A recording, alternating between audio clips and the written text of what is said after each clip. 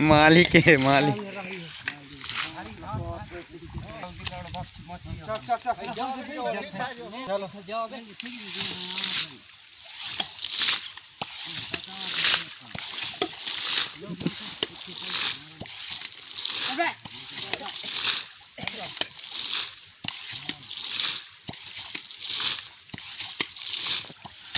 भाई हरा लग नहीं करता है इनको बड़ा किला ही कले बने हैं ये का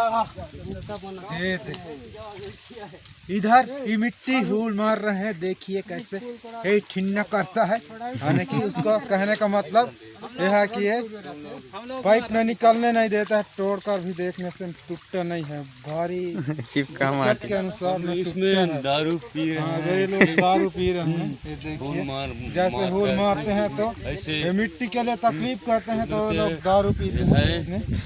लेकिन मैं नहीं पीता हूँ ना भाई, ये भी बात है, मैं नहीं पीता हूँ।